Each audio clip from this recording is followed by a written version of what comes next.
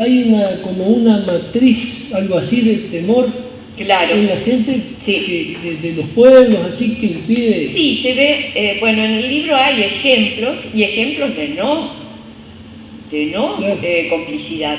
Hay ejemplos de gente que reitera, que lucha, pero algunos terminan mal, como el ejemplo de Enrique Napoleón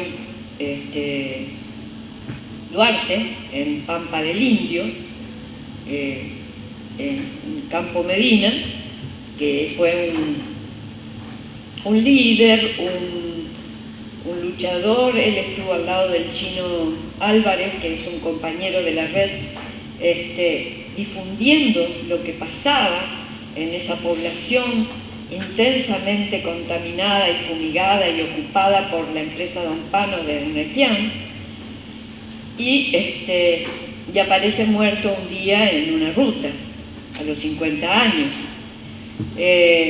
Así que bueno, esos no son cómplices, esos son luchadores y hay que saludarlos y hay que honrarlos. Pero, por ejemplo, hay un caso que yo menciono cuando hablo del herbicida paraquat, que es uno de los más tóxicos que existen, pero que vienen de mucho antes, de un muchacho de 26 años que viene de Tres Isletas, que en 48 horas se muere, una muerte terrible, pero es así lo que este herbicida produce. Y él estaba fumigando con mochila y arriba andaba un avión fumigando el mismo campo. Entonces, cuando yo le digo a la familia que él se había enfermado y se había muerto por eso, el patrón que estaba ahí presente me dice: por favor, no le diga. Por supuesto que la familia fue informada y yo esperaba que tomaran alguna reacción, pero nunca pasó nada, nadie pidió teoría clínica, nadie pidió... entonces es como una víctima y una familia de la víctima que probablemente hayan seguido trabajando en las mismas condiciones, pero que no, bueno... Y que terminan permitiendo que siga sucediendo. Que siga habiendo impunidad, digamos. Impunidad.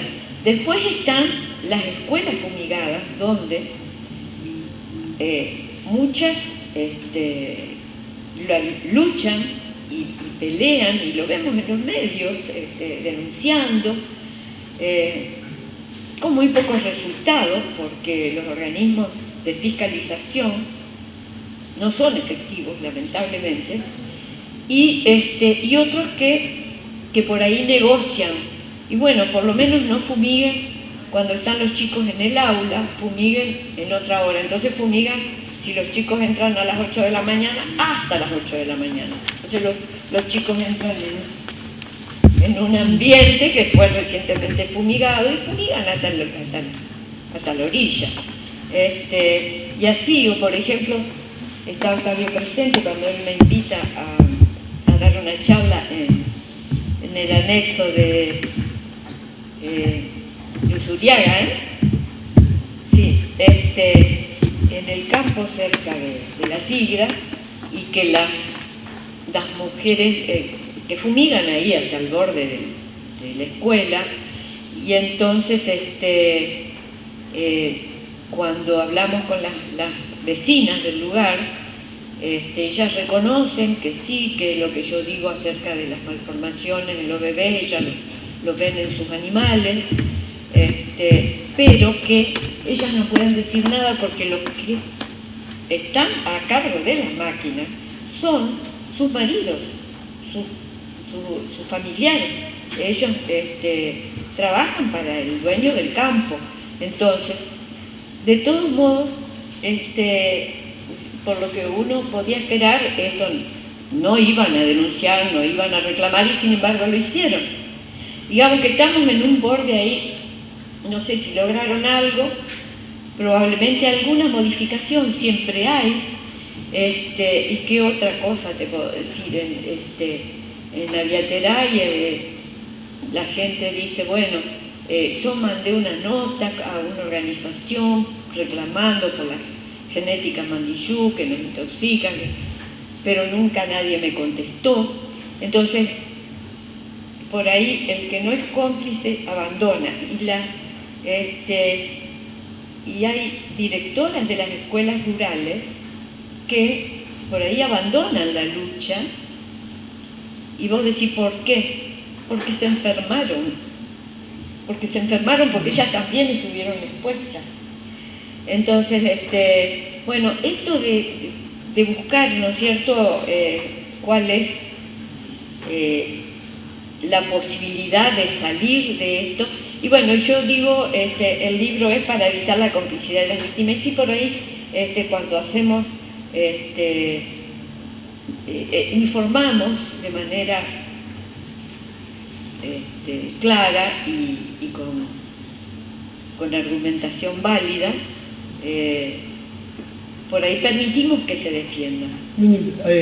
Perdón, en ese sentido, en cuanto a información, acá tu trabajo es realmente abundante, sí, en información con cita de las fuentes de información, que es muy importante, con citas de las fuentes. O sea, evidentemente has hecho todo un trabajo de recopilación, de investigación, y mencionás muchísimos casos, hechos, situaciones que han sucedido en otras provincias, acá también, centrado todo acá, donde en la mayoría vos de alguna manera participaste o fuiste integrante de equipos que investigaron, que estuvieron con la gente. Hablás de los medios de comunicación que cumplen un rol muy importante en todo esto. Me parece importante que en todas las citas que haces, las haces con nombre propio, con fecha, con lugar, como para que no queden dudas. De manera que si alguien está dudando de lo que se dice, bueno, están los nombres de las personas como para corroborarlo. Y bueno, yo creo que también hay, debemos decir, de parte de organizaciones sociales que un poco están resistiendo. Ahora, de parte de los profesionales médicos, por ejemplo, entiendo que también hay, y vos mencionás algo de los médicos de pueblos fumigados. Sí, son víctimas cómplices también. Por ejemplo, en Napenay, cuando fuimos a hacer la investigación en terreno, hicimos una entrevista a la médica que estaba en el puesto sanitario, y nos dimos cuenta de que ella no es que registraba mucho, es decir, cuando preguntábamos acerca de patología que nosotros sospechamos, que después fueron apareciendo cuando fuimos a otras fuentes, digamos, es como que no entendía, sí, decía algunas cosas, pero no estaba al tanto de eso. Y ella estaba sola en ese momento, pero habían sido dos los médicos. El otro, un hombre, había sido de 50 años, se murió ahí, de muerte súbita. Y nadie sabía de que se murió. Y si vos vieras el lugar en donde ellos habitan, porque tienen que vivir ahí, porque antes había dos médicos, pero después siguió habiendo un médico, y antes había solamente un médico, es decir, una situación laboral aberrante, digamos, que una persona tenga que estar siempre, o si no, no hay nadie. Entonces, esa población está totalmente descubierta, y sabemos, porque compañeros de la región que han sido fumigados, van para que los atiendan y los mandan para que los vea yo, porque yo no tengo ni idea de esto. ¿Entendés? Entonces, capaz que en Sáenz Peña, dice, y sí, y en los otros pueblos lo mismo. En Aviateray va un chiquito que recientemente, chiquito discapacitado, que vive al lado de un campo, y sigue toda una historia, ¿no es cierto? eso no está en el libro, porque muchas cosas no están, pero hay muchísimas. Un campo que es de su abuelo, pero lo renta. Y entonces ahí fumigan y todo eso, y ellos viven ahí al lado. Entonces un día fumigaron, el chiquito se descompensó, lo llevan al hospital y la doctora le dice, no, es un estado gripal. Digamos, cuando uno atiende a un paciente, vos tenés que ver qué antecedentes tuvo, con qué tuvo contacto, qué le pasó. Entonces, yo recuerdo que me enojé tanto que le mandé un mensaje al director del hospital, con quien tenía contacto fluido, y le dije que habíamos hecho la denuncia, en realidad habíamos hecho la denuncia de la fumigación esta, y que ella iba a tener que rendir cuenta de esta barbaridad que estaba haciendo en la atención de este paciente. De todos modos, no se puede estar persiguiendo ni castigando a los médicos de esta población. Yo tuve la oportunidad de dar unas charlas en el Hospital 4 de Junio, que le agradezco a Juan Manuel Ortellado, que estaba en la dirección de docencia, y a mis compañeros del comité que están aquí presentes. Con el comité organizamos y dimos como un cursillo, y bueno, y hubo mucha gente, pero no estaban los médicos del hospital. Había muy pocos médicos del hospital. Y eso después siguieron más o menos enganchados, pero es muy difícil cuando la cosa no se institucionaliza. Entonces, sí, vamos a formar mucho. Me acuerdo, hacían grandes capacitaciones en la época de la gripe A, o qué sé yo, enfermedades prevalentes. Y sobre esto nunca se habló, nunca se habla, los únicos que hablamos somos nosotros, los del comité. Nos metemos en temas, somos pragmáticos en esto, ¿no es cierto? Es decir, pues tenemos que opinar sobre esto, porque esto transgrede derechos humanos. Pero en el ámbito de los profesionales de la salud, son muy pocos a los que les interesa. No les interesa. Yo creo que es el paradigma. Yo sé tratar una enfermedad, digamos, yo prevengo el cáncer de colon haciendo endoscopía, pero no se me ocurre que tengo que prevenirlo evitando que ese organismo tenga contacto con venenos que dañan el ADN, que va a replicar en un tumor, en un cáncer. Y así es todo esto.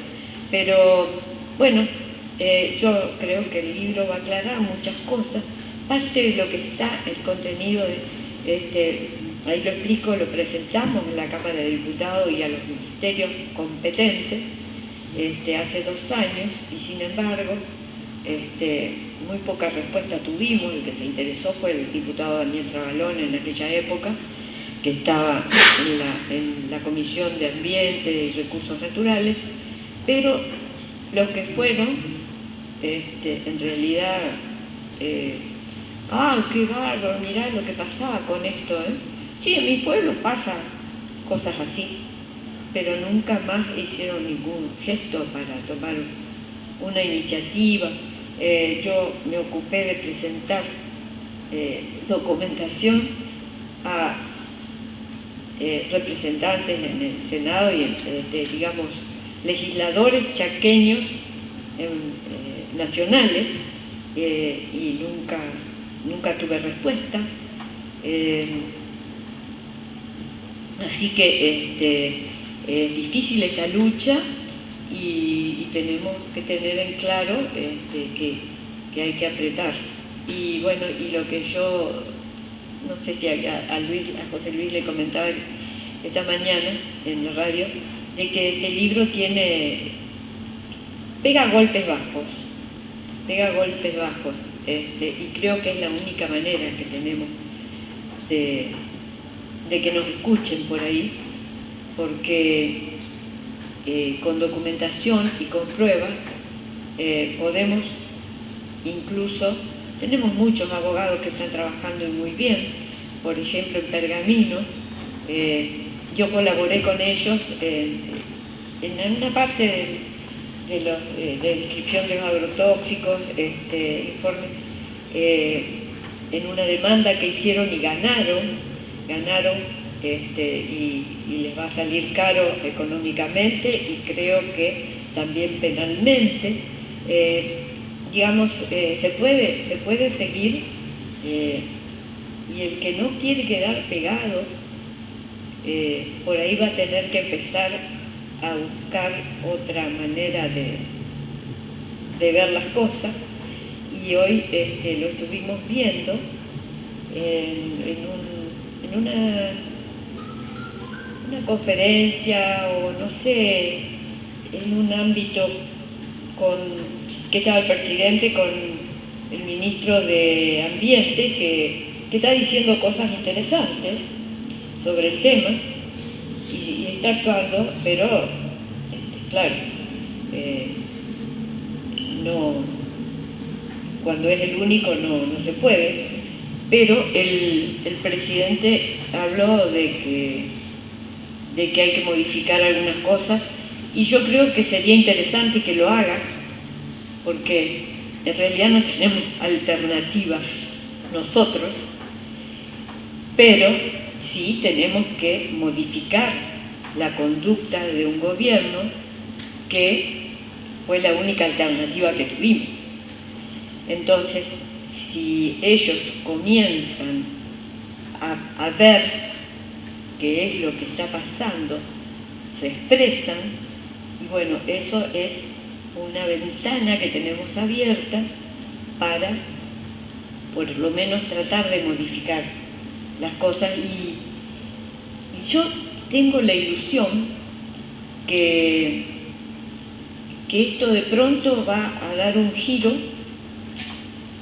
y no es fantasía, es como que cuando la cosa no da más, hay algunos que siguen insistiendo, qué sé yo, vemos legisladores nuestros, funcionarios de la provincia, que sí están muy entusiasmados con todo ese tipo de cosas, pero hay un momento que no da más, esto ya no da para más, y entonces empiezan a haber cabezas que se abren y conciencias que puedan responder a esta irresponsabilidad, y que por ahí puede haber un giro que por ahí nuestro trabajo de hormiga se vuelva rápidamente en un cambio.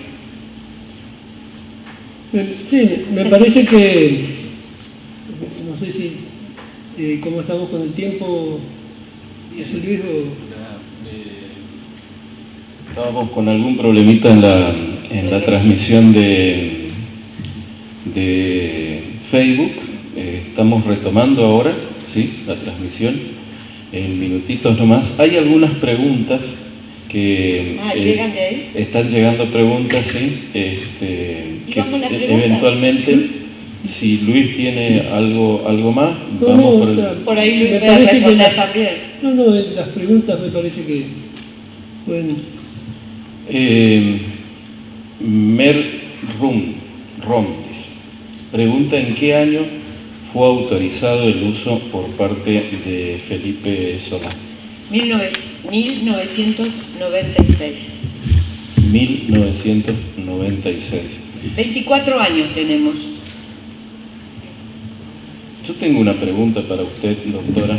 Sí, dale. ¿Cómo toma contacto con esto de la existencia del glifosato y lo que ello significaba? Bueno, a mí me gusta mucho la toxicología, incluso en Rosario, antes de recibirme, concurrí al servicio que había en la cátedra de farmacología. Cuando trabajé en terapia intensiva en distintos servicios, era la que recibía a los pacientes intoxicados y los sabía manejar, pero eran pocos y eran intoxicaciones agudas de los que trabajaban y sus familiares que estaban en contacto con estos venenos, trabajaban en el campo, pero en el año 2000 habrá sido, un poquito más, yo no, te voy a decir, no salía al campo, si no estaba en el campo y sentí el olor al veneno, estaba dentro de una sala de terapia intensiva y por la calidad de los pacientes, digamos, ya después de tantos años de trabajar,